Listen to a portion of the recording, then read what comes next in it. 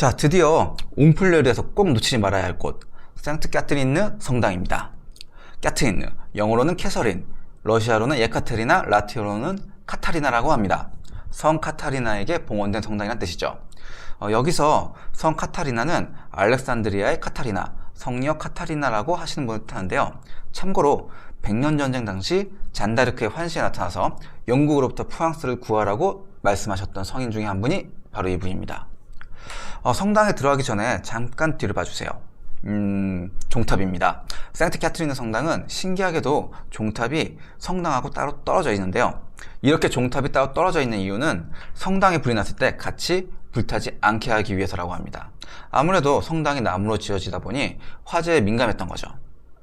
종탑 아래 보시면 화장실이 있습니다. 물론 유료고요. 성당 안에 들어가기 전에 다녀오실 분들은 미리 다녀와 주세요.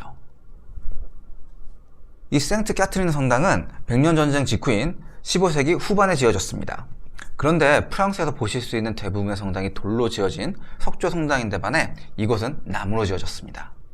이는 건설 당시 백년 전쟁으로 인해 돈이 별로 없어서 비교적 저렴한 나무로 성당을 지었기 때문인데요. 전쟁 때 다들 전쟁에 투입되고 나니 인력도 없고 돈도 없고 하니까 마을에 그나마 집을 지을 줄 아는 사람이 모아서 집처럼 성당을 짓기 시작한 거죠. 그래서 내부 모양도 보시면 이 지역의 집 모습과 많이 닮아 있어요. 위를 살짝 보시면 용골이라고 부르는 부분을 볼 수 있습니다. 용골은 배를 만들 때 선체의 중심을 따라 배 밑을 선수에서 선밑까지 꿰뚫는 부재를 말하는 건데 선체의 세로 강도를 맡은 아주 중요한 부분입니다. 그런데 성당 건축 이야기에서 갑자기 배에서 사용하는 용골 이야기가 나올까 하고 의아해 하시는 분들이 있으실 텐데요. 여기서 용골이 나오는 이유는 이 성당이 배를 건조하는 기술로 지어졌기 때문입니다. 이 지역에 살던 사람들은 바이킹의 후예들이라서 원래 배를 만드는 기술이 뛰어났어요. 그런데 건축 기술자들이 전쟁으로 모두 다 나가버린 거예요. 그러니까 이 마을 사람들이 자신들이 갖고 있던 선박 건조 기술을 이용해서 지붕을 씌우게 된 겁니다. 원래 지붕을 씌우는 게 건축에서도 가장 어렵고 힘든 작업에 속하는데 건축가가 없으니 배를 뒤집어 씌운 모양으로 만든 거죠. 이렇게 해놓으니까 내부에서 위를 쳐다보면 마치 성경에 나오는 노아의 방주처럼 보여요. 멋있죠? 게다가 성당 전체를 나무로 지었기 때문에 석조 성당에 비해서 내부가 따뜻하다고 합니다. 석조 성당은 날씨가 추울 경우 돌에서 나오는 한기 때문에 더 춥게 느껴지거든요. 또 특이한 것은 신도석이 왼쪽과 오른쪽 두 개 있다는 겁니다.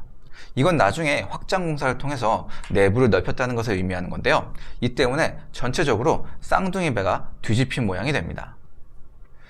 자, 이제 마지막으로 뒤쪽에 있는 기둥을 한번 볼게요. 이게 조금 특이한데요. 나름 정성을 들여서 만들었는데 그럼에도 불구하고 상당히 투박한 모양입니다. 기둥들이 고르게 평평하지가 않아요. 왜 이럴까요? 기술자들의 능력이 부족해서? 아닙니다. 이 기둥들은 도끼만을 사용해서 만들었기 때문에 이런 모습을 하게 된 것이죠. 노르망디 사람들은 바이킹족의 후예잖아요. 이 사람들의 별명이 도끼의 달인이었어요.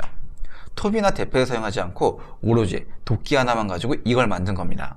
어떻게 보면 무식하다고도 볼 수 있지만 또 어떻게 보면은 그들의 문화적 특성과 자부심을 느낄 수 있어요.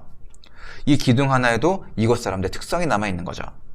생트 캐트린느 성당은 여러모로 참 멋있는 그들만의 독특한 문화적 특성을 많이 담고 있는 성당이라고 할 수 있습니다. 프랑스에서도 몇 개 남지 않은 목조 성당이고 의미가 있는 성당이니까 꼭 한번 꼼꼼히 둘러보세요. 이 성당이 옹플레르의 핵심이라고 볼 수 있으니까요.